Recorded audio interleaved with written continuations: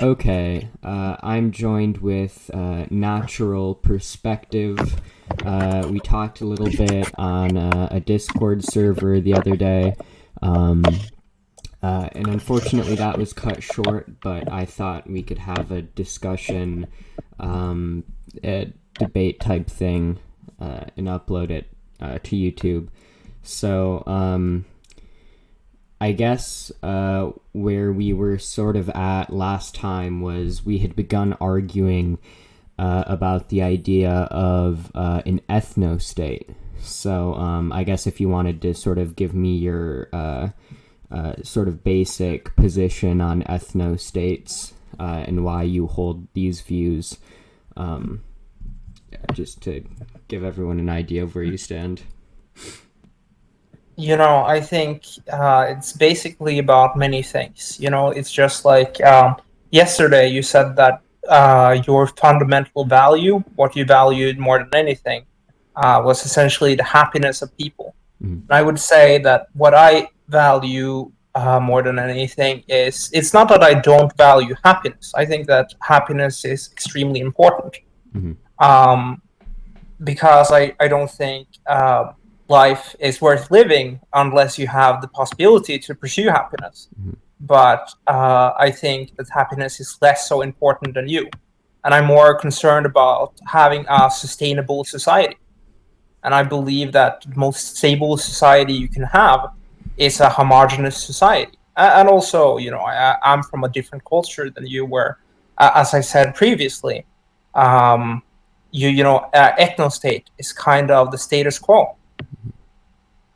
Sure. Okay, so just a few things. So, for one, when I say that my fundamental value is happiness, I guess a better word to use would be, I guess, well-being, because I think well-being is a more broad and encompassing term than just happiness. For example, if you imagine like a sort of Brave New World like society where everybody's just hooked up and getting dopamine hits and not being exposed to any challenges in life or whatever, they might be extremely happy, but I wouldn't necessarily classify that as well-being because, I think facing challenges in your life, pursuing spiritual endeavors and so on is pretty conducive to well-being, and not necessarily all that is encompassed merely by the term happiness. So that, I guess, was just like a clarifying point. And when you say that a stable society is most important to you, while I agree that a stable society is important, I think that I value a stable society insofar as I think a stable society is conducive to the well-being of people within that society.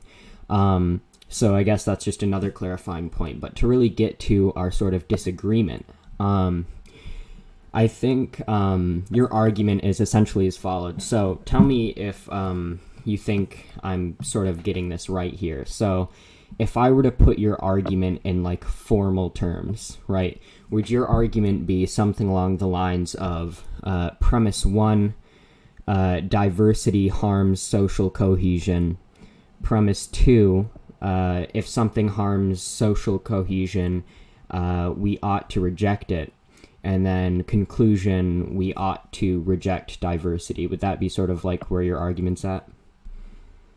I would say that that's a part of my argument. Sure. Is there any parts that Uh, like you think I say missed? that say that there's a lot more to my argument than simply that, though. Oh, Uh, okay. because it's also essentially about the things that I care about. I care very, very deeply about my culture, and what I see has happened, lately in my nation is rather than a slow pace change, cultural change happening from inside and within the culture itself. You have people from other cultures coming here and setting up shop, and I believe that this can lead to the culture being radically changed. And I believe that this change can even be a violent one. Mm-hmm. Yeah. Okay, so it seems like there's two sort of issues at hand. So first we have the idea that diversity harms social cohesion, and that therefore we ought to reject it, I guess. I guess my objection to this idea would be twofold.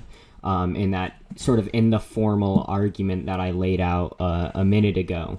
I reject sort of both premises. So I reject the premise that diversity necessarily harms social cohesion. And I furthermore reject the premise that if it does harm social cohesion, that automatically means we ought to reject it. And I can expand upon both of these. So as far as the first point, I just see, based on the empirical data that I've engaged with, I haven't been convinced empirically that diversity is harmful to social cohesion. For example, yesterday you brought up the work of Robert Putnam, who did a study on the relationship between diversity and social cohesion, and is often cited as having proved that diversity is harmful to social cohesion. However, if you dig into the numbers of Putnam's study, according to Putnam's study, diversity accounts for less than 1% in the variance of social cohesion. So this isn't a meaningful or practical difference, which is due to diversity and social cohesion. And furthermore, a subsequent meta-analysis of over 90 studies attempting to analyze attempts at replicating Putnam's findings found that the majority of studies weren't able to replicate Putnam's finding that diversity is not conducive to social cohesion. So it seems like the massive data to me suggests that, one, diversity does not harm social cohesion. The studies which do find it harms social cohesion finds that it only does so to a very minor extent, and that this only happens in areas where there are pre-existing cultural conditions that make people averse to diversity. So I sort of reject the empirical premise that diversity is necessarily harmful to social cohesion. I also reject the idea that if diversity is harmful to social cohesion, that automatically means we ought to reject it. And I again would go back to Putnam, because Putnam said that though his findings in his study suggest that diversity is in the short term harmful to social cohesion, he said that he believes in the long term diversity brings rich cultural and social and economic benefits which make the short term harms to social cohesion worth it. So I think that you can have a short-term harm to social cohesion, but something can still be pursued in a worthwhile way because it brings other benefits. Would you argue for a country taking in refugees? Generally, yeah. Well, I don't see these people bringing any benefit whatsoever, so I don't really see what benefit has to do with it. When you would argue for people to come into your nation that brings no benefit whatsoever to that nation, and often, in fact, harms to the nation. We know this from criminal statistics. Like, I can tell you in my country, it's a fact that, between the years of 2005 and 2012, essentially those that were accused for rape, 70% of those that were accused of rape was of African and Middle Eastern descent. Mm-hmm. And 100% of those that were convicted in Oslo in the same time period were of Middle Eastern and African descent. Mm-hmm.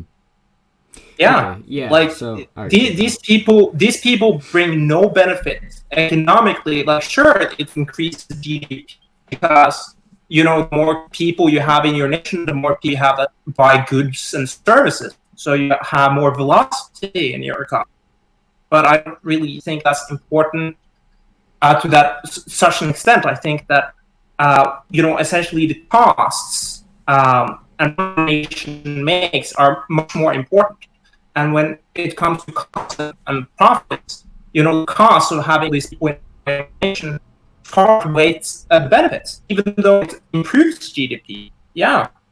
Okay, so all right. So first of all, regarding your point that immigration or diversity broadly doesn't really bring any benefits. I would sort of reject that. I think that there is a variety of benefits that diversity and immigration brings. For example, you brought up GDP. When we're talking about refugees? Just diversity broadly, I guess you could include refugees. But I guess the topic of the discussion, I guess, is like ethnostates more broadly. So I guess we should just talk about diversity more broadly. But as far as this idea that diversity doesn't bring any benefits, I just sort of reject that. You did bring up GDP. You just said that it's not very important. I would disagree. I think that economically, diversity and immigration brings a lot of really important economic benefits. The Norwegian GDP has increased due to essentially these refugees coming over here. Mm-hmm. But when it comes to social services and stuff like that, a lot of those social services that we used to have well developed in the past have had to be cut back on. Pensions, for example, now in my country are being cut back on because a lot of the money that used to go to pensions are now have to go to paying for the new people. Yeah. And paying for that these refugees have a place to stay. So even though they essentially creates more velocity in the economy, they create more circulation of money through goods and services that they buy. I don't really see that as that important, because it's far more important to have an economy and a country that provides people with the social services they need, like healthcare, like education, like housing, and so on. And that becomes harder and harder to provide in my country because of these new people that are coming in.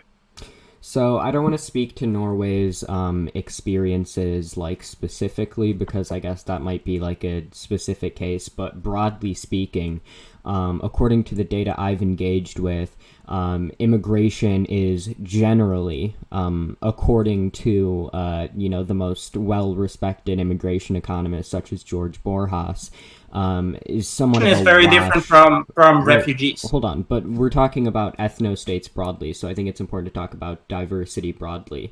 And even with refugees, that's more, again, as you said, it's more labor in the economy, it's more money circulating, it's more aggregate demand, and that grows GDP, so there's a larger pie. No, but the thing is that... Hold on. I'm sorry, I have to address all of the other things you said, because, you said quite a few things. But even beyond, like, economic issues, and I do think that immigrants and even refugees do have an impact on the economy. They make commodity prices lower, they make GDP higher, which is a larger pie, which could potentially be actually reinvested in social services. They're generally a net wash, or in some studies, according to some studies, a net benefit on fiscal budgets and so on. But even beyond all that, there are studies, for example, like a Harvard Business Review study finding that immigration increases innovation, which I think is very important. And so I think, and also when it comes to culture, like, I'm a big, I like a lot of rock and roll music. We wouldn't have any of that if it weren't for Black people being in the U.S. I like to eat Chinese food. We wouldn't really have all that if there weren't, like, Asian immigration and so on to the U.S.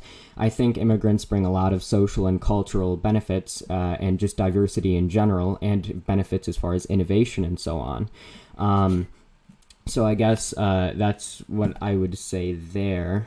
I guess we can get to the cultural argument in a little bit, because you brought that up. But why would I argue you on any of these economic points when you don't care about economics in the first place? You really don't, because you would take in these refugees, these people that, in my country and in the United States too. You know that this is true, that the people that comes in from other countries, they as refugees in the United States are far more likely to be on welfare, and far more likely to have a lower wage job, and are far more likely to be more of a drain on the system than a benefit to the system, right? So you don't really care about economics, and you don't really care about any of these things, because then you wouldn't let these people in. But the reason why you let these people in is because you think that their well-being is important. So their well-being, the well-being of these people that are not citizens of your country, is more important to you than economics and all these factors that you previously mentioned. That's why I'm not going to argue you on any of those factors. I disagree with you because you're claiming that like overall immigrants are a net drain on the economy, and that I'm placing their well-being above the well-being of the citizens. I said refugees. Well, why would you shift the conversation to refugees in particular when we're talking about? Because you said that you would support the idea of refugees. That's what you said. And that's why I'm saying all of these things I'm saying, because I could very easily grant you that immigrants, high-skilled immigrants, for example, and a lot of the immigrants that certainly come to the United States, and even certainly a lot of the immigrants that come to Norway, they are high-skilled immigrants, and they bring a tremendous amount of work effort and a tremendous amount of economic effort into the economy and into the country. But the reason why I'm not arguing you on economy and that type of thing is because you don't really care, because you would allow these refugees into the country that does not bring any economic benefits. So you don't really care about economics. You don't really care about costs. You don't really care about that. Okay, so first of all, the idea that again, I don't really know, I know you posed the question to me, would I support refugee? But again, I think that's a sort of a pivot away from the topic, because the topic at hand is ethnostate, so I don't know why you would shift the conversation specifically to the benefits and negatives of refugees in particular. That's just not really the topic of discussion. But also, I would also say that your idea that refugees, immigrants might be a net benefit on the economy, but refugees aren't. And your idea that you keep saying refugees don't bring any benefits to the economy, I mean, refugees still bring more labor circulating in the economy. They still increase aggregate demand, which increases the overall pie of the economy, right? I've not seen... you've not really presented me with any concrete, empirical evidence or data that refugees are a net harm to the economy. Sure, all of that is true, but there are greater costs to the economy than they are a benefit. Yeah. I mean, they do make it so that essentially, these refugees coming in, they make it so that you have more people that are willing to work, in the lower classes, that are willing to take lower wages. You will have a larger labor pool. You will, yeah, it's true. Of course. And but a lot of these people in my country, and I have statistics on this, of the newest people, or of the new Somalians coming in, that's first generation immigrant, 30% of them don't work, right? Okay. So and the people that do work in this group, they work very low skill jobs. So generally as a group, they are a strain on the economy. They are a strain on the resources on the country. And when they first come in, they usually have to be provided with housing. They usually have to be provided, and they have to also be provided with education on the Norwegian language, education on the Norwegian culture. Mm-hmm. And they are a tremendous strain on the system. They are. So, for one, you said that 30% of them don't work. That also implies 70% of them do work, so that is a pretty important gain to the economy. Second of all, even for the ones that don't work, they're still consuming products, increasing aggregate demand, which is good for the economy. And also... it's not good for costs and income. What do you mean by that?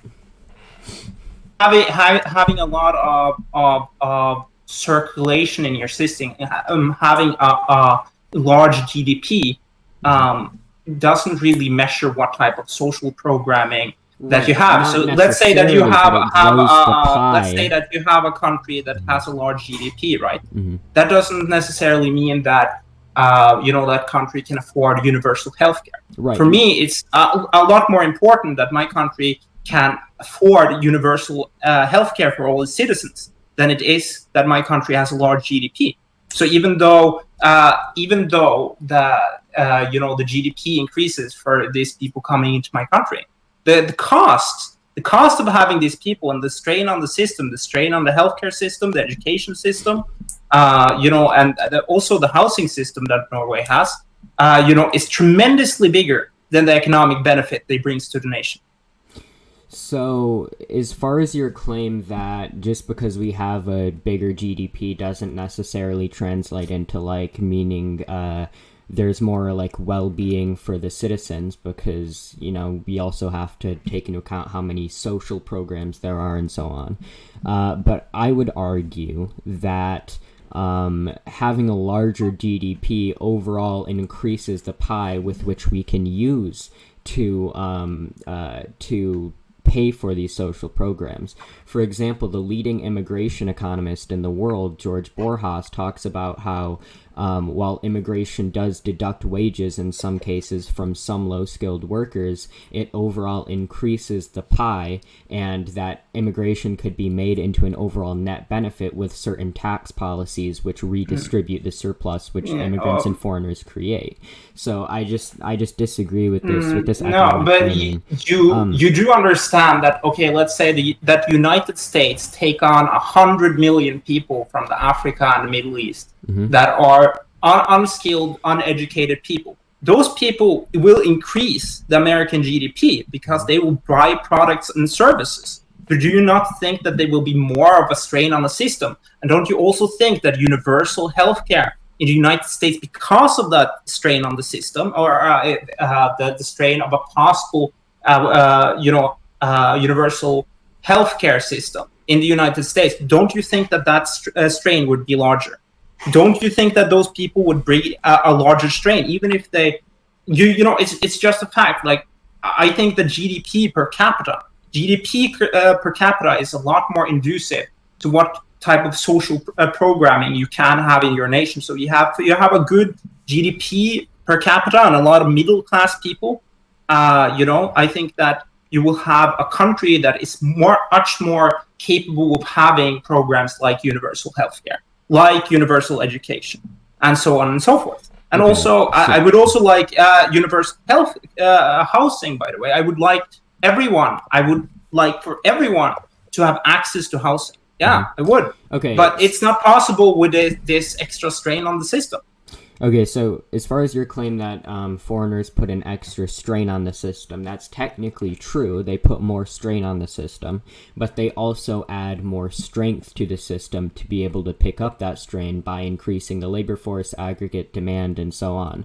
And as far as the people that already exist, as far as your claim that GDP per capita and the average wealth per person and so on is more important than just the overall GDP, I agree with you, and I still support immigration and not having an ethnostate while recognizing that fact, because I know that there are studies, for example, a study from the International Monetary Fund that I can send you that shows that immigration and allowing foreigners in actually does increase GDP per capita. And also, again, to go back to George Borjas, who's the most I agree with that when it comes to high skill immigration, and I know that a lot of it's low skilled immigration as well. I know that, I would say that for example, half of the immigration into Norway and half of the immigration in Europe is high skill immigration. So I think that a large amount of the skilled labor that comes into any country is foreign labor, and you do see this especially in the United States. So, but the thing is that if you really care about economics, you would say that, I just want the high skill migrants. That's the only people I want.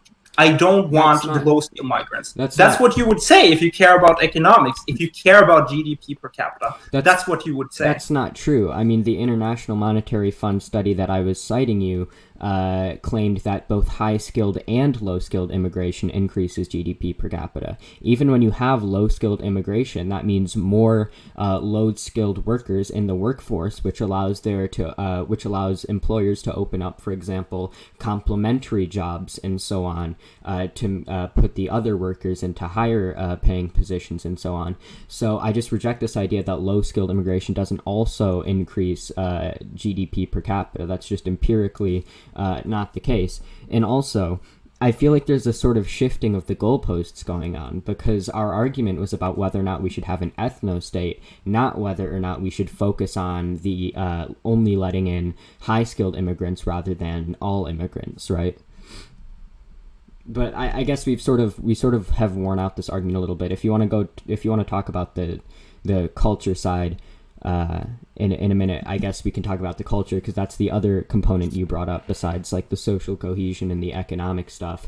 Well, there's also more to it. You know, I also believe that, you know, all groups don't possess the same level of ability.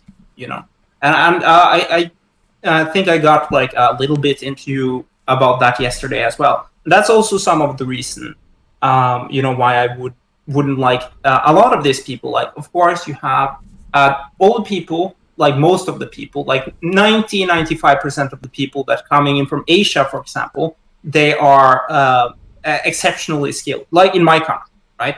And you know, they are more intelligent than the average person. Mm-hmm. But I would still not want them in my country, right? But if I only cared about economics, I would want them.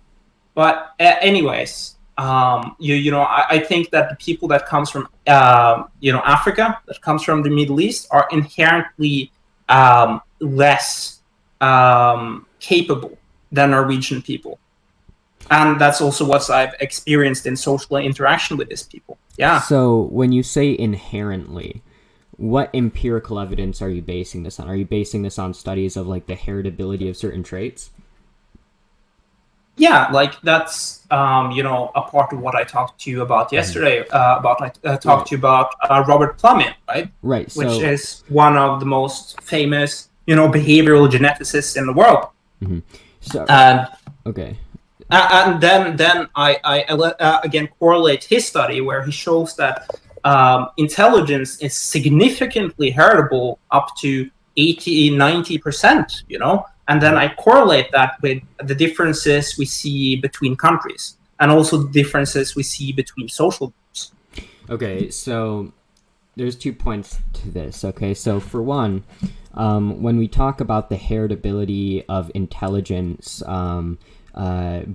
in general, there's a difference between general heritability and between group heritability. And a scientist called Lutonen pointed this out when people try to make race realist arguments based on general estimates of heritability. That's actually not very accurate, because heritability in general doesn't really tell us much about between group heritability, or the extent to which differences between different ethnic or racial groups is actually due to genetic differences within those groups.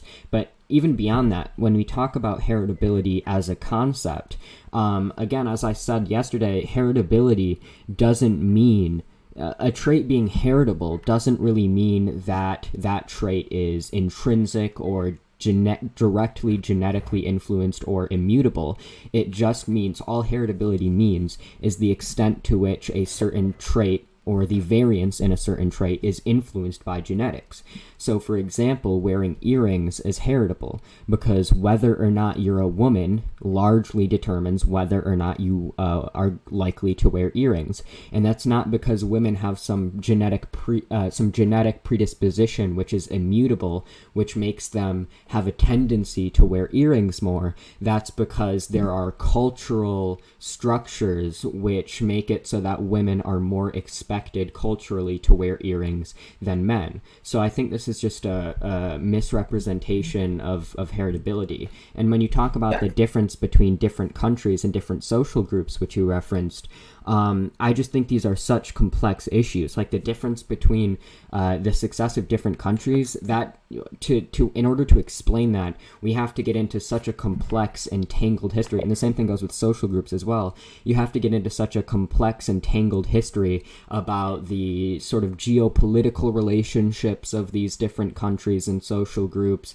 and their history with colonialism and war and environmental, even geography in some cases, that I don't think that you can extrapolate from differences between social groups and countries. I don't think you can extrapolate from that the idea that, again, this is something genetic and immutable and justifies an ethnostate.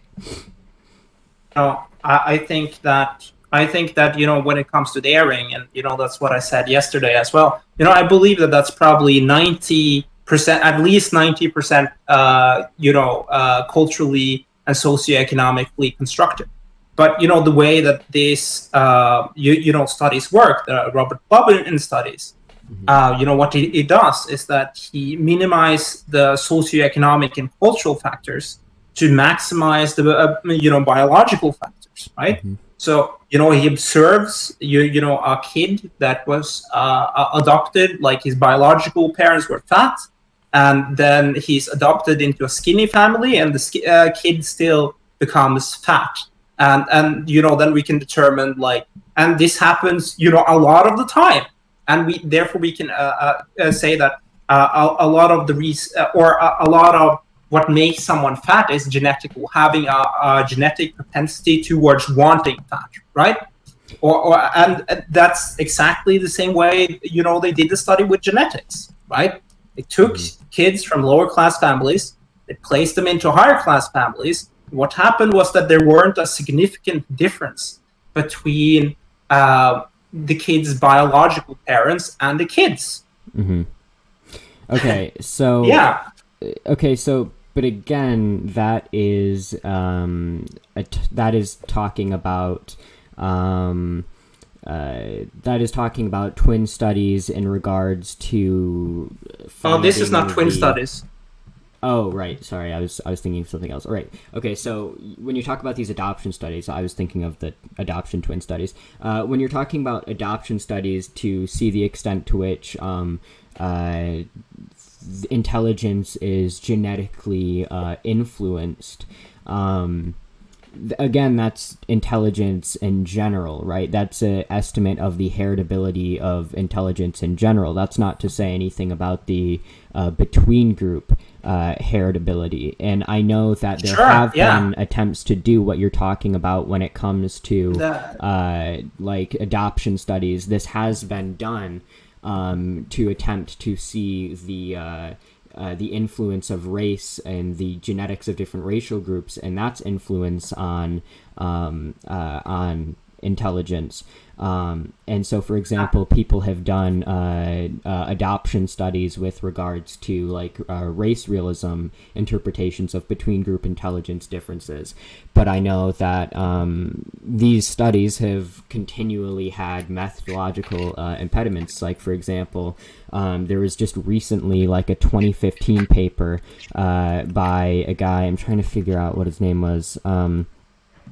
There was a recent 2015 paper that I can send you, sort of going over, by a guy named Thomas, going over a bunch of things that different adoption studies do not take into consideration, and different twin adoption studies even don't take into consideration. For example, like the similar treatment, which is often in these studies given to different twins and so on.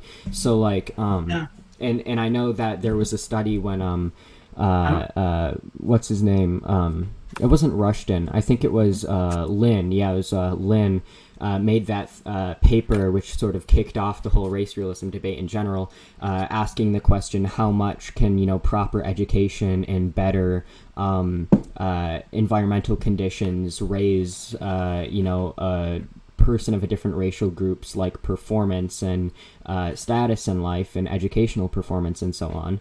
And I remember there was a counter study to that study done, which I can also send you, which found that the answer is actually that we can raise the educational achievement and so on of Black people by having them be adopted by people of different socioeconomic status quite substantially. So yeah, I know. As I also said to you previously yesterday, like these kids that were adopted into higher class families also improved significantly, and they improved a lot when it came to what education, and they also they got, and they improved a lot in regards to their emotional state. But compared to their biological parents, but I think. I'm not really talking about any of those studies that you mentioned. I am to some extent though, like talking about some research that Richard Lynn did, because he also did some research where he essentially mapped out the IQ of the different nations of the world, and there are several people that have done that and found similar results to what Richard Lynn really quickly did. To be clear, and what I'm doing when I'm saying that there's group differences is essentially I'm taking Robert Plumman's study and I'm correlating that to Richard Lynn's study, and I'm saying that a significant amount of the reason why Black people, and that's Black people as a group, of course, there are Black people that are tremendously intelligent. I have Black people that I consider friends that are they're really up there with a high IQ points. They have a 140 IQ. Yeah, but as a group, Black people will, I believe, always underperform whites. Yeah. So I don't really think that your correlation really works between these different studies, and I don't think your conclusion that Blacks will always underperform whites really follows from the data that you've presented. So you've presented a study showing that intelligence is largely heritable. Okay. You've presented a study showing that different nations have different IQs and so on. Sure.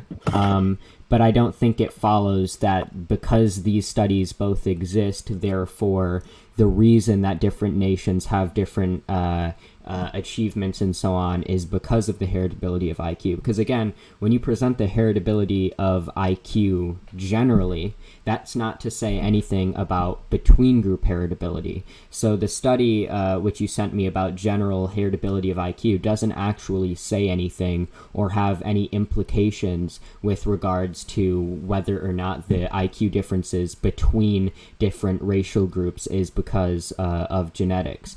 And furthermore, when it comes to like this idea of different countries having different average IQs and so on, I'm sure that's true, but I think it's fallacious reasoning to automatically assume that that's because of genetics. Again, there are so many connected and interplaying factors at work here. For example, like the geographic location of these places, their abundance of resources, their geopolitical relationships, and so on. I just sort of think it's fallacious reasoning to make that conclusion. And just one more point really quickly. You said that while you think that Black people in general have sort of like lower IQs or whatever, or underperform, you admitted that there are exceptions. And I think once you've admitted that there are exceptions, you're no longer arguing for an ethnostate. You're arguing for having restrictions on immigration based on certain traits that you deem desirable. And let's get away from Black people, right? If you're a race realist, you must also believe that in the same way that whites are superior to Blacks genetically, Asians and Jews are superior to whites genetically. So again, like I think when it comes to certain traits, sure. An ethnostate. So I don't really think you're making the case for an ethnostate here, even if I were to grant your premise, which I think was drawn from fallacious reasoning, that that certain groups are genetically inferior to other groups. I wouldn't say that reasoning is much fallacious. when it's pretty much established that between individuals, intelligence is significantly heritable. Right, but that's Like not to say 80, anything about... 90%. And a group is again made up of individuals. These countries are made up of individuals that did the test.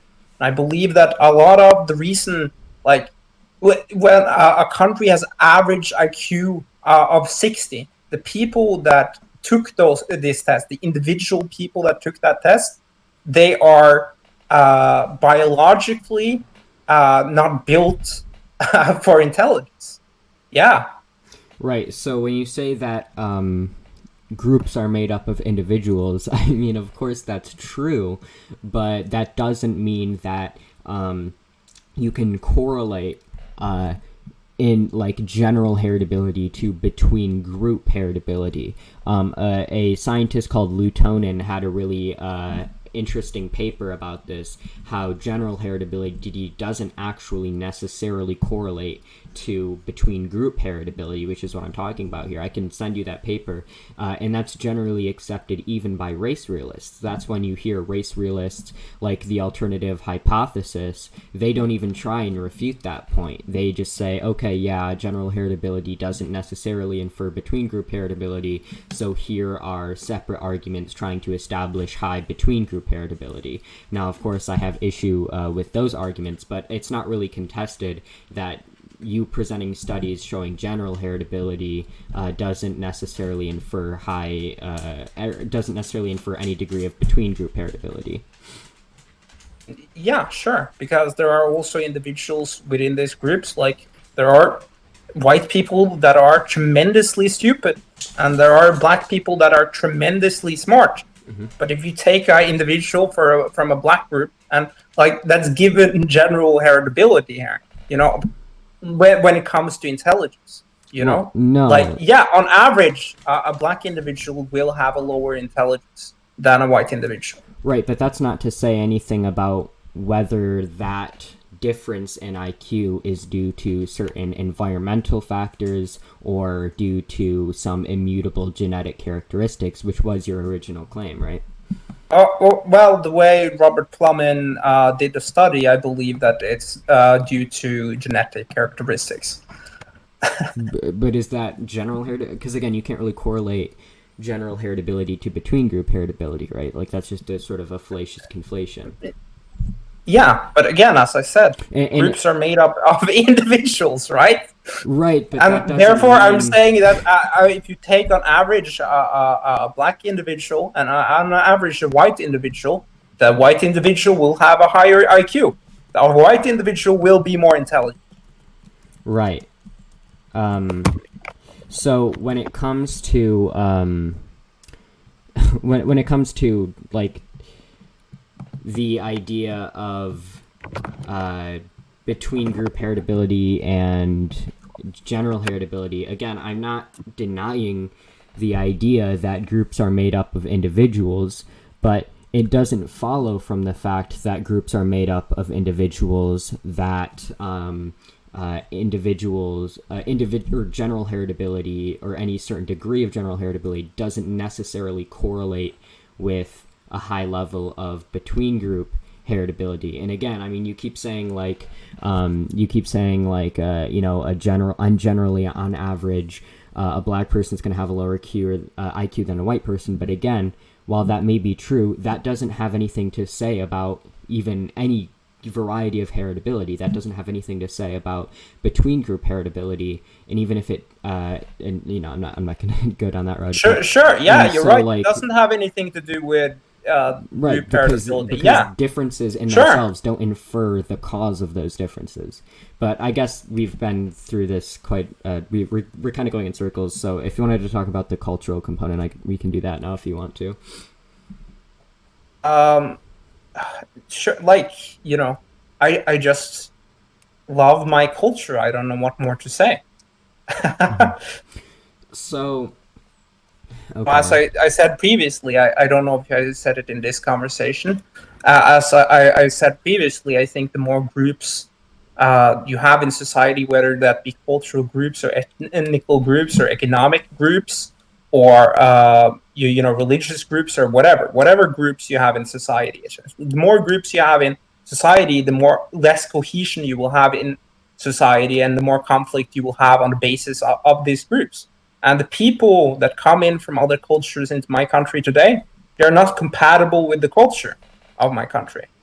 So again, well, when it comes to the social cohesion argument, like I don't want to go back to like the whole social cohesion thing, but the data just doesn't seem to suggest this. I mean, you can look at Putnam, you can look at meta-analysis of 90 studies trying to confirm Putnam, you can look at longitudinal or cross-sectional analysis. They generally, the majority of the plurality of the data seems to suggest that diversity does not have any adverse impact on social cohesion, and the studies which do show this impact show that this is only a short-term thing, and show that this is only a short-term thing, and that it's only the case when the certain groups are like culturally predisposed to have some aversion to diversity. And so, but I guess we can shift away from the social cohesion. We can just talk about the culture. When it comes to the cultural argument, so I guess I'll just run you through like a series of reasoning. So would you say that you want your culture to remain the same forever? No, like culture always change, but I can tell you right now, like we have sayings in my country that are thousands of years old that we still use today, that is in our language. Like, for example, a common saying in Norway is "måtte gudene vite," which means the gods must know. It's like a sarcastic saying. It's like not even the gods can know that. But it leads back to Norse religion, essentially. And we have a lot of sayings like this. We have a lot of things in our language, a lot of things in our culture. Also Sankthans, as we celebrate, which is, summer solstice. It's traditions that existed in Norway for thousands of years, okay? And the change that's been in Norway has been a gradual change. It's been a slow change, and and things that's been in the culture has continued to be in the culture in a different shape, okay? It's very different from a radical change happen, which is the change that very well can happen in the future. Okay. Right? So you agree with me that culture generally changes, and I would go a bit further and say that cultural change is a good thing, because I think it's just objectively true that you can have different cultures which facilitate different levels of well-being. And I want to foster a culture that facilitates the greatest amount of well-being possible. And I think it's just sort of objectively true that in any given culture, you will have certain aspects of that culture which harm society more than they help society. So, for example, if I had a culture wherein it was stigmatized to pursue science or technological development, I think, unless you're like an Anprim, that is sort of like an objectively harmful aspect of that given hypothetical culture. So I think in any culture, there are going to be certain things within that culture which cause more harm than good. And I think in any given culture from around the world, there are going to be certain aspects of any given culture of any given country which, if implemented, would cause more good than harm. And so I think the question is not whether or not we want culture to change, because, I mean, like, to some extent we obviously do, and it needs to change. The question is, what aspects of culture do we want to get rid of in order to facilitate the greatest amount of well-being, and what aspects of culture do we want to import, which, if implemented, would make life better for people? Like, for example, I'd go back to the example. I like listening to rock and roll music. I like Pink Floyd, Led Zeppelin, all that gay shit. And I think that if we didn't have it, if we didn't have rock and roll, which was imported by African Americans, a lot of people's lives would be a lot worse.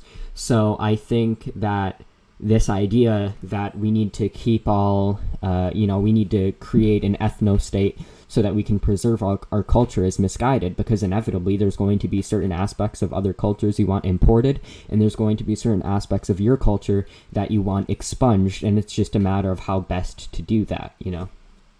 Sure, and I think that we probably disagree upon how to best do that. And I also certainly disagreed with a lot of the points. But sure, yeah, there's certainly things in my culture that could change for the better. Like, I don't know significantly what they are, but I'm sure that they exist. Mm-hmm. Right. And do you agree that it is overwhelmingly likely that there are certain aspects of other cultures around the world which, if imported into your culture, would make your culture better? Sure, yeah. So why would you want to not import any culture? Well, as I said, it's very different to have a gradual change over time. It's very different for, let's say, a person from my country to go to another country and say, like, see how they study things, for example, and what their worth ethic is, and then him thinking, wow, this is a really great work ethic, right? We should bring this over to our country. That's a great and wonderful thing, and then it's a gradual cultural change towards that type of work ethic. But and things through that change happening, people, the old work culture will still remain because it was done by the people that also created that culture. It's something very different, as I said, for a radical change of culture to happen. And that's what I'm seeing happening today. So, as far as the idea that we can just have, like, the same level of cultural interplay and importation without any immigration, that we can just send people over to, like, consciously decide what aspects of other culture we want to import, I don't think that's true. Like, I think having certain people... that's happened in the past, country. I mean, I'm sure it's happened in the past to some extent, but that doesn't mean that... that's how the Norwegian... interplay... Well, no, I'm not denying that in a cultural interplay can happen in that way. I'm just saying I don't think it can always happen in a way which facilitates cultural interplay to the same extent that genuinely having immigration and so on would produce. For example, if black people never came to the United States, we would never have rock and roll. Like, we just wouldn't. Like, they wouldn't have created rock and roll where they originally were, or at least it's likely that wouldn't have happened, because there's just different environmental circumstances where they were. It was only importing, and I'm not trying to justify the way we imported black people to the United States. I obviously think slavery and colonialism, all that shit is absolutely disgusting and should never have happened. I think that there's people never lived in the United States and had access to the instruments and so on that we had developed through the colonialism of their countries and so on. Again, not trying to justify any of this. I think it's abhorrent. We would have never had the same shit. Like, I'm not disagreeing with you that in some cases we can import aspects of other cultures without immigration. I just don't think that in every case this will facilitate cultural interplay to the exact same extent. And as far as the first point you made, that we need a gradual change, I think the question of whether or not we should have gradual or rapid cultural change, depends on the context. Again, if we were to go to my hypothetical where there is a cultural stigma against technological innovation, I think there should be pretty rapid technological change to get rid of that aspect of the culture. So I think it's not good enough to say that we should always have gradual cultural change or always have rapid. I think it depends on the context. I think we have to be nuanced about this. And second of all, I think that's a fundamentally different question than asking the question of whether or not we should we should have immigration, right? I think you can have a situation where you have immigration and, the flow of different peoples to different nations and still control that and so on in a way which makes the cultural change induced somewhat gradual. For example, that's what the whole idea of civic nationalism. Do you know what Norwegian people eat on Fridays? What do Norwegian people eat on Fridays? Taco. Do you think that there's many Mexicans there? Wait, what do they eat? Taco. Taco. Okay. Do you think that there's many Mexicans there? No, probably not. Like when it comes to food in Norway, pizza shops, taco places, stuff like that. That was established by Norwegian people that traveled to those culture and observed it. And as I tried to say previously, the Norwegian police force that was modeled after, what people, they saw in the English police force, and also when, if you look at the Norwegian constitution, even like.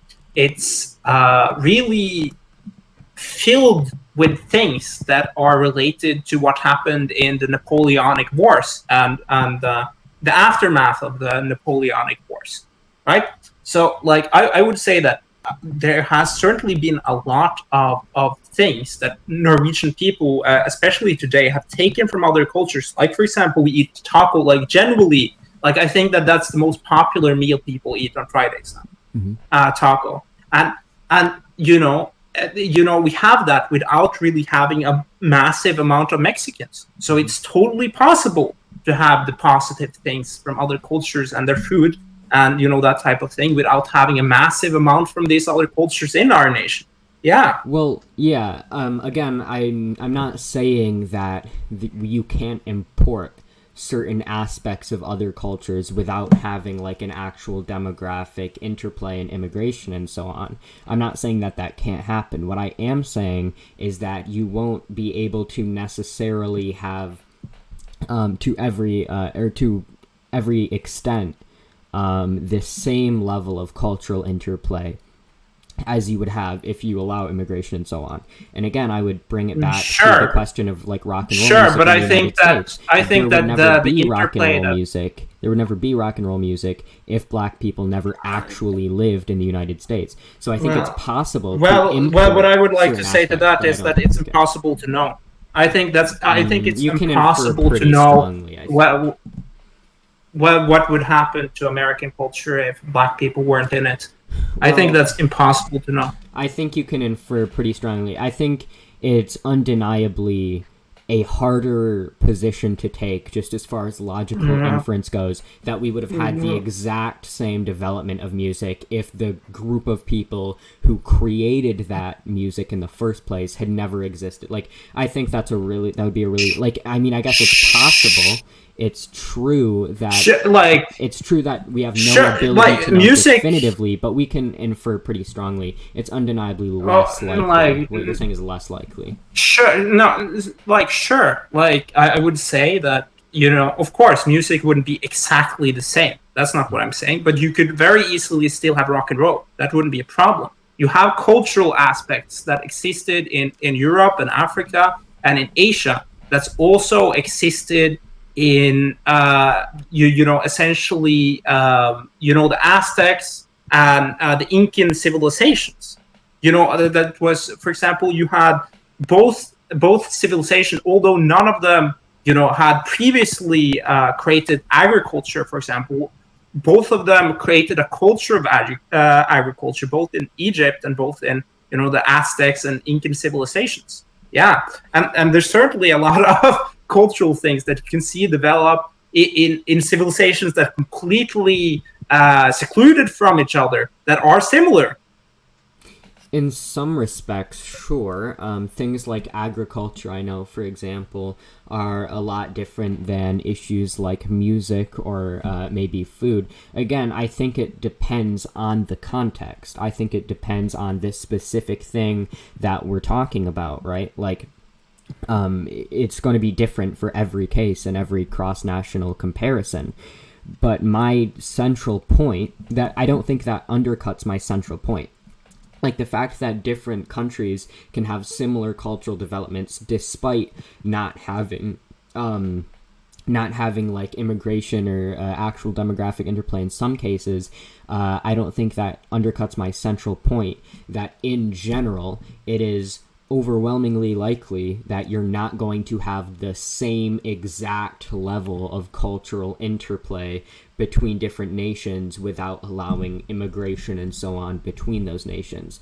Like, I think like you're bringing up like these points and these examples which prove that you can have some interplay between culture without any immigration or demographic interplay, but I don't think these examples prove that without immigration or demographic interplay you would have the same level of cultural interplay, which is my point. Sure, And but I I just want think to that ask you a question. those other levels of cultural interplay, I don't really want those other levels of cultural interplay. I like foreign food. I love like kebabs. You know, I love gyros. Right. I love pizza. I love taco. I love, you know, Chinese food. I love food from other cultures.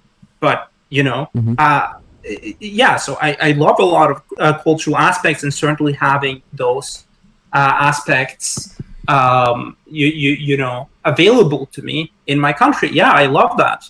But you know, I don't see the benefits of having African people in my I culture, even if I like African food. Like I can have African food without having African people in my culture. Yeah, Right, but and I see also, the interplay. You know, I said made many points for this reason. Like the other interplay that I see in my country, you know, it's mostly negative interplay. So I don't want that. you say that certain degrees of cultural interplay you don't want. But this kind of confuses me because earlier we had agreed that cultural interplay can be good and it could be bad. And it's just up to us to determine what we want to import and what we don't want to import and sort of work to foster that. But so the idea that like we just need overall less cultural interplay, I don't think is like the logical conclusion of that position. I think the logical conclusion of that position is that we would want like as much interplay as possible and try to cut out the negative and maximize on the positive that this interplay brings about.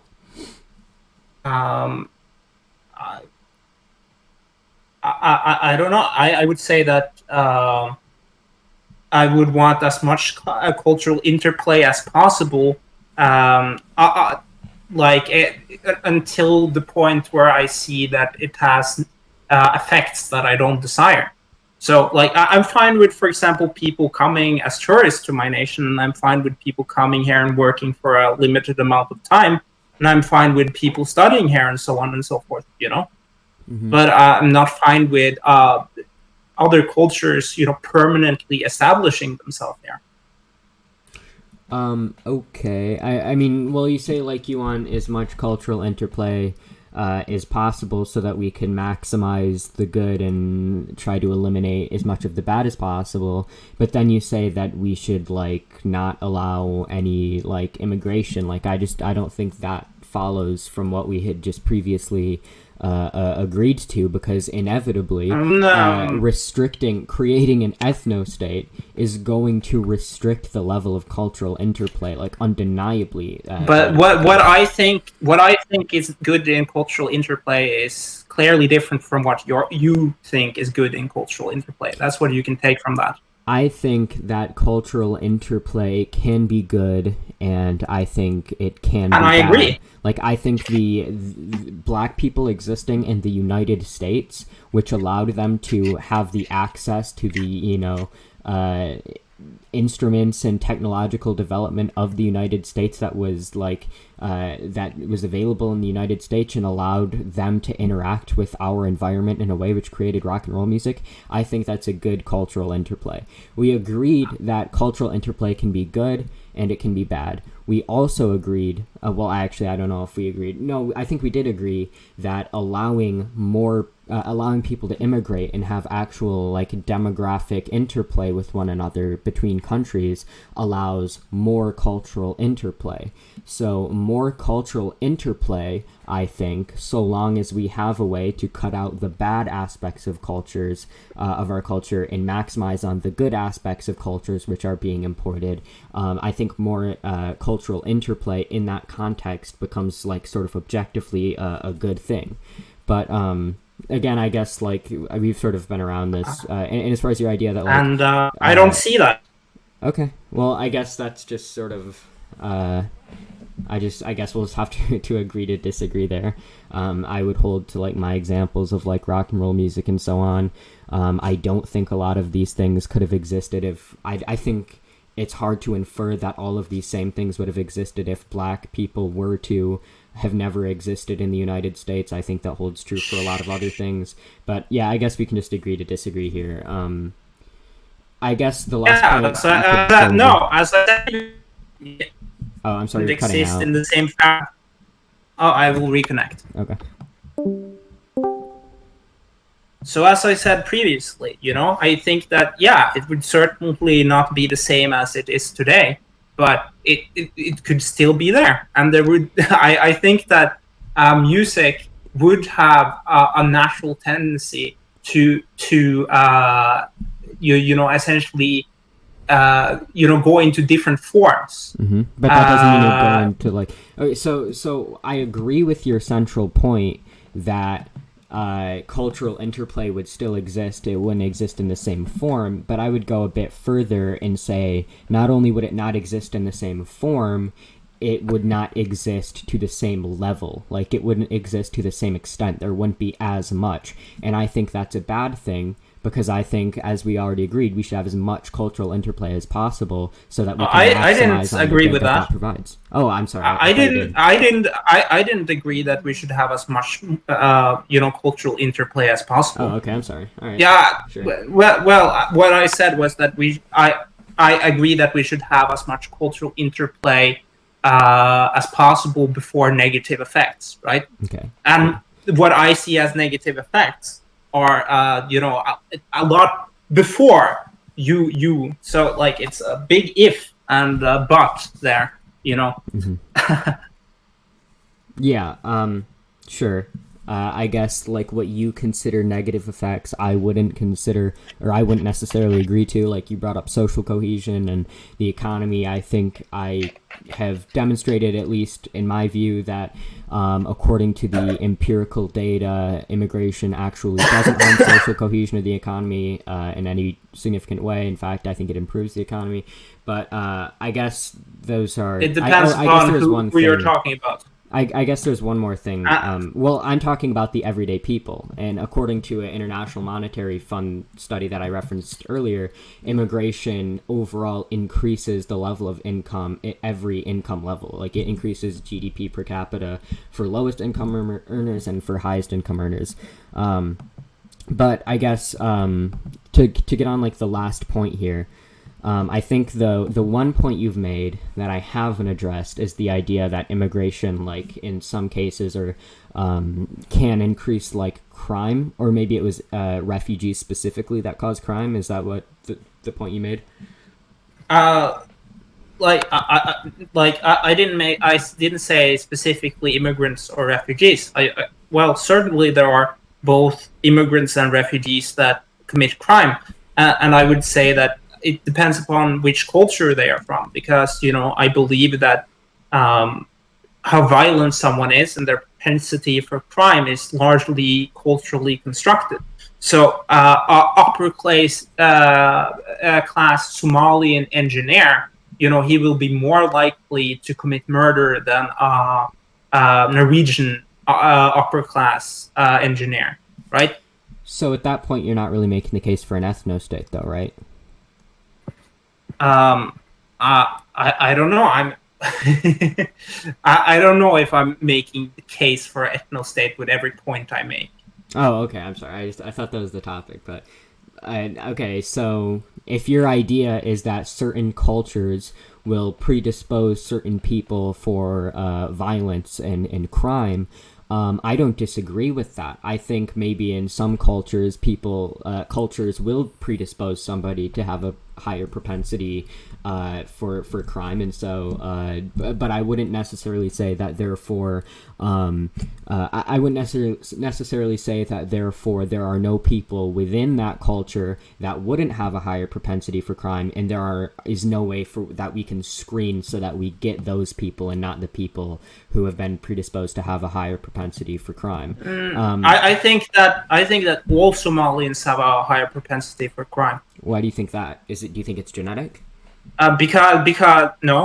Because they have all Somalians have a culture that is more accepting of crime than Norwegian culture. But even Americans, even white Americans have a culture that are more accepting of crime than, like, for example, and violence. Like, generally speaking, like, if I wouldn't, like, I know that, for example, if let's say that we imported to Norway middle class people from the south of the United States into Norway, right? Mm-hmm. Those people, if they would have been offered some type of insult, like, for example, you call them a jackass or something, right? Mm-hmm. They would be more prone to violence. They would be more prone to punch you, and they would be more prone to feel insulted. If you call a Norwegian person a jackass, they will not react physically to it. And southern white people in the United States have a culture where violence is more accepted. If you're a kid in the south of the United States and an other kid bullies you, mm-hmm. Your parents might tell you that you should kick that kid's ass. And if you're in the north of the United States, you will tell them, oh, you should talk to him, or blah blah blah. We have to figure out some way to figure this out, right? So you've agreed that the predisposition for violence to be found in certain groups of people isn't due to genetics, it's due to culture. So would you agree? I didn't say that. That's not what I said. Yeah. I believe that it's largely culturally constructed. Yeah, exactly. That doesn't mean that there's not a genetic component there, but I believe it's mainly culturally constructed, yes. Okay, so I haven't seen any data or any empirical evidence or reason to think that this violence is genetic. But if how about the difference? Do you believe that the difference between men and women when it comes to violence is not genetically established? Of course, there's a genetic factor to it. Nothing to do with there's a genetic factor to there's a genetic factor to everything. There is a genetic factor. That doesn't mean that the difference that we observe between different racial groups in their propensity to commit violence is a product of their genetics, right? Like, that doesn't follow. I would say that it's mainly not a part of their genetics. Okay, well, I haven't seen any data whatsoever to show that the differences in people's propensity to commit violence between different racial groups is that we observe is the product of their differing genetics, right? I haven't seen any data suggest that's true, so I'm not going to run off the assumption that that's true. But that's sort of a side point. Let's just get to the main point that you're saying that it's mainly cultural. Well, it's been proven that people that have higher amounts of testosterone are more prone to violence, right? So, and black people on average have more testosterone. I don't believe that that's what creates the disparity in violence between, or the main bulk of what creates the disparity between violence when it comes to the black community and the white community in the United States. But sure, it's an attributed factor, even if it's a small one. Okay, so I'm not sure about this claim that black people have more testosterone, but I know that there are some studies showing that there may be higher testosterone among, like, young black men, but, like, not black people in general, and I don't know to what extent differences in testosterone can be influenced by, like, prenatal conditions or whatever. Like, what I'm saying is, like, I just don't think that all young men have high testosterone, right, but yes. high black men will have a higher testosterone than young white men. Sure. Young black men will have higher levels of testosterone than young white men. And, sure. That dissipates over time. So old black men will have a lot less testosterone than a young black man. For sure, yeah. The people that commit crime as well. Most of the people that commit crime aren't old people. It's young people. Yeah. Sure. So even if I accept the idea that like black people in general have higher testosterone, that doesn't mean that even is directly a genetic influence. I have a study that I'm looking at right in front of me by Dr. Katie Howe, which finds that men's testosterone levels are largely determined by environment. So like even that, like it just doesn't really follow. Your conclusion just doesn't really follow. Like so, but this is a side point. I don't want to get too caught up in this. I just have not seen any data. I've not been presented with any reason to believe that to any extent the difference between demographics in their propensity to commit violence that we currently observe is due to any direct genetic factor, right? Like, because even testosterone, that's largely a product of environment. But to get to the main point, if you agree with me that if you agree with me that culture largely determines somebody's propensity to commit violence, or at least that's like the predominant factor, right? And therefore you say that we shouldn't accept anybody from those cultures as far as like immigration and so on. Not only do I think, to go back to my original point, that doesn't really make the case for an ethnostate, but I also think that that sort of assumes that everybody who lives within a certain culture conforms to that culture, and that there are no ways of screening for the people who don't conform to and who aren't influenced by that culture. And I just don't think that's true. Could you repeat that? So, you saying, if we accept the whole premise that culture is at least the predominant, I think like the only, but as far as what I know, but at least the predominant factor which determines different groups' propensity to commit violence. You're saying that this is a cultural thing and that therefore we shouldn't let in anybody from cultures which have this impact.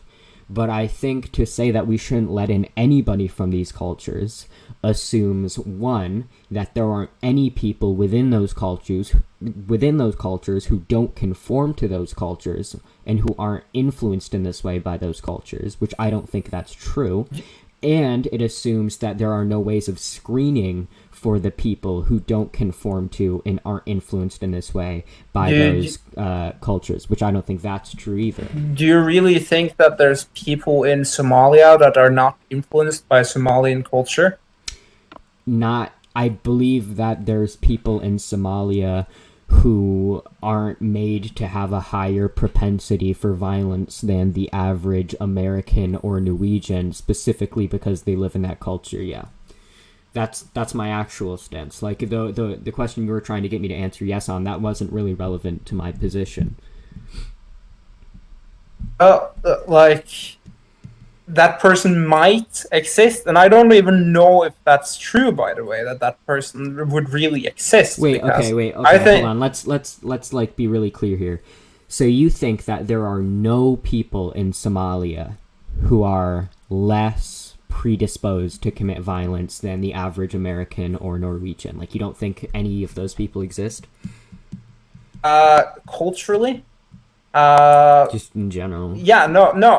I think that you would have a very hard time finding that person. I didn't ask if you'd have a very hard time. I said, do those people exist? I don't know. Like, it's. I think like if they exist, it's like 1 in a million. You know. Do you really think so? Okay, so you think that there are approximately... Wait, how many people even live in Somalia? Hold on. I don't know. I don't know how many people live in Somalia. Hold on, let me check.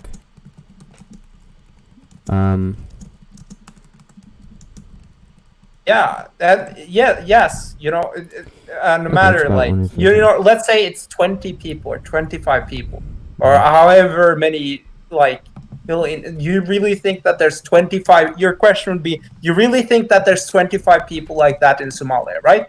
Mm-hmm. And my answer would be like, yes, because I believe that, you know, if you are in a culture in which people are like, you know, where essentially revenge and stuff like that is accepted more, like personal revenge is accepted more. I think you will find very few families that have told, you know, their sons and daughters, you should never take revenge. You should never be tough. You should never stand up for yourself. So yeah, again, I think you would have a very hard time finding that. So again, the question isn't really like whether or not you would have a hard time finding these people. The question is whether or not these people exist and whether or not they can be screened for. I think what you're saying about whether or not they can be found is sort of like a red herring, right? And as far as the question of whether or not these people exist, I mean, it's just a basic sociological, anthropological realization. For anybody who's ever taken a sociology class or done some sociological research, it's one of the most basic understandings of sociology that some people... within any culture, there are going to be deviants. There are going to be primary deviants, and there are going to be secondary deviants, depending on to what level their cultural deviance defines them or whatever. This is like a whole area of study in sociology. And within any culture, you're going to have people who don't conform to that culture and who are considered deviants. In fact, that is considered by many people to be essential to the functioning of a culture. For example, if you talk to a functionalist on the function of deviance in a given culture. So like this idea that you couldn't find people in any given culture who don't conform to that culture and won't be less predisposed to violence than the average American or the average Norwegian, I think, I guess we might just have to agree to disagree if neither one of us can present hard data, but I think that's just, that's a huge, sure. As I said, but I think it's like 25 people. You know, at least if it's called, at least if it's culturally constructed, because I think, you know, if someone would act in such a manner, in a wholly unviolent manner, I would probably think that in a culture where people probably have told them that violence is okay, revenge is okay, it's okay to stand up for yourself, don't take shit from anyone. You know, where you've been told that, I think that if someone, essentially are more...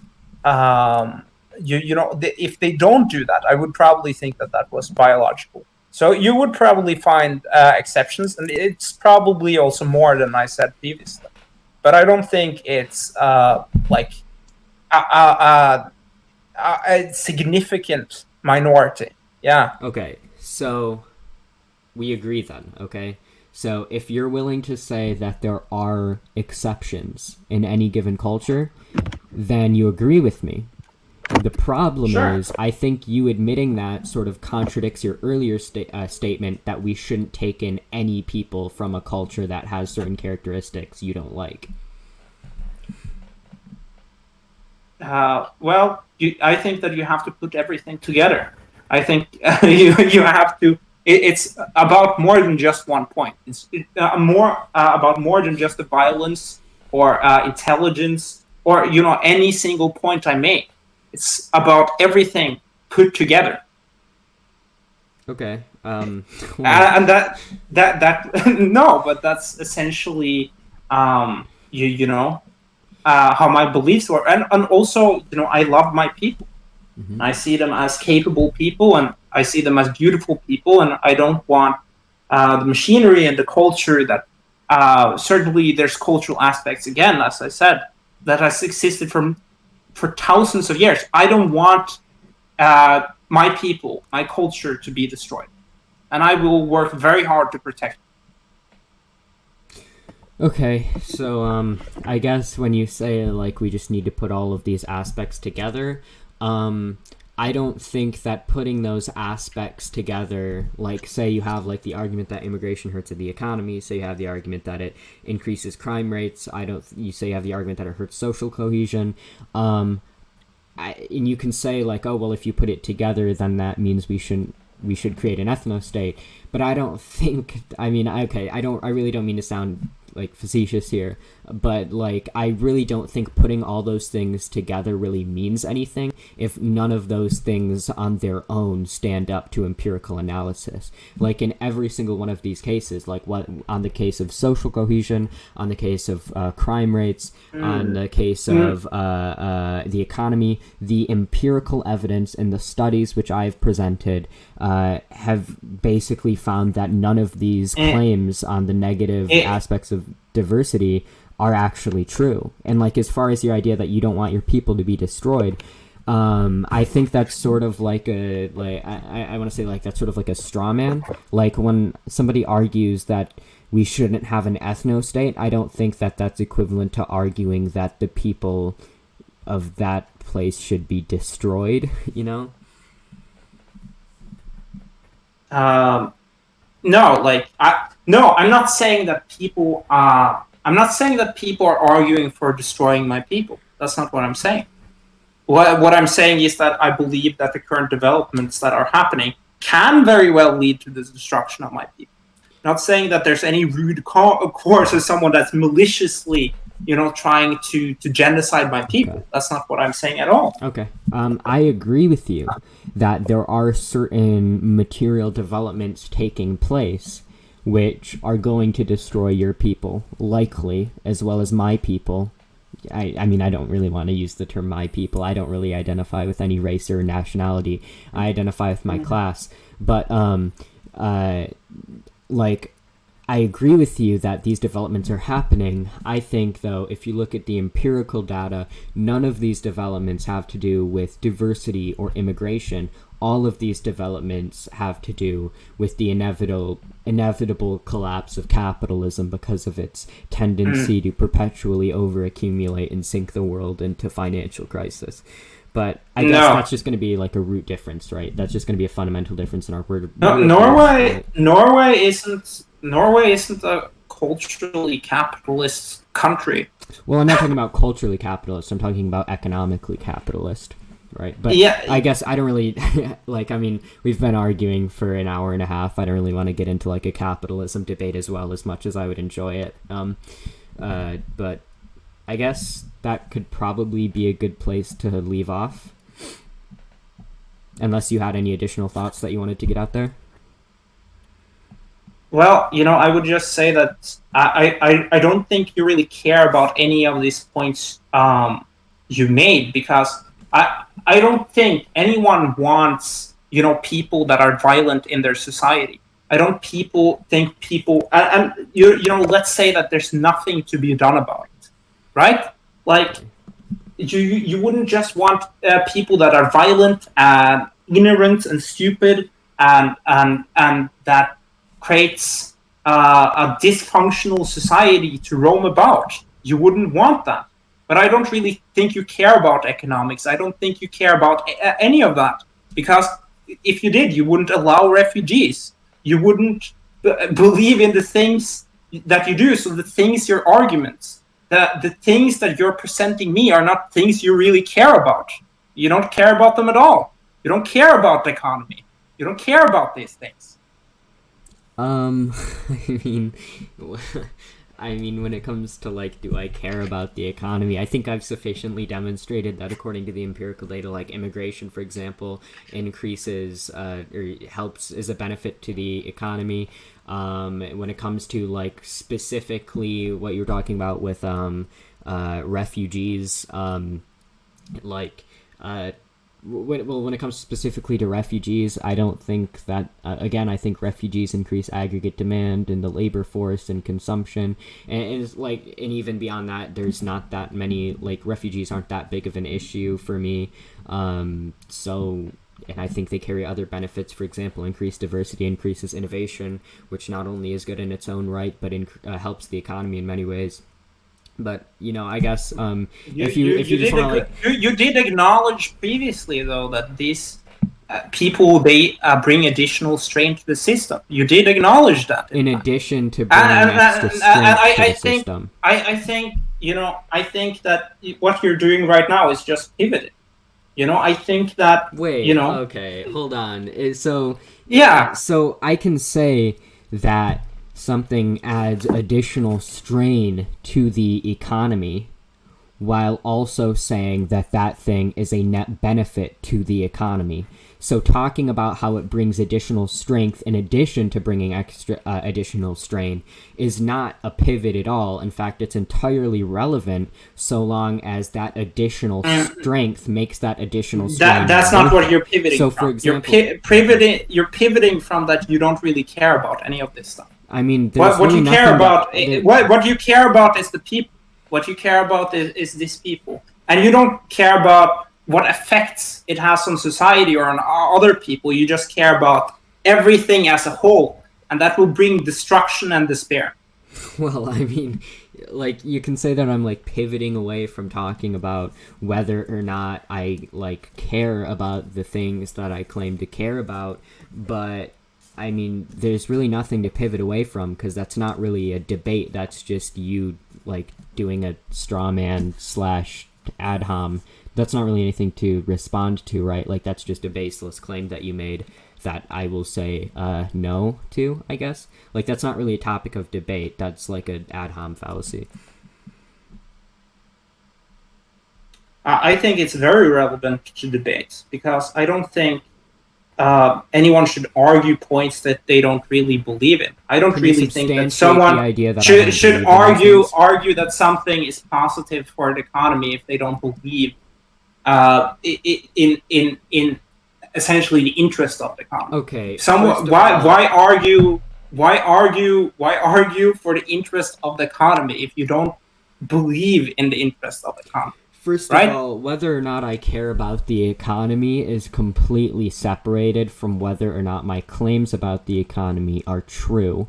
A lot of people misunderstand what the meaning of the ad hominem fallacy is. A lot of people think that an ad hominem fallacy is when somebody gets insulted. That's actually not true. You can insult somebody and have it be not an ad hominem fallacy. An ad hominem fallacy is when somebody tries to discredit the argument by attacking some personal characteristic of the person making the argument, when in fact a person who's completely emotionally disconnected from the economy or from any of these issues can make a perfectly valid and correct argument for why immigration is good for the economy. And second of all, you keep saying I just don't care, but it's like, can you substantiate that in any way? I mean, have you been secretly running some sort of like psychoanalysis on me while we've been having this debate, like, you know, behind the, like, you know what I mean? Like,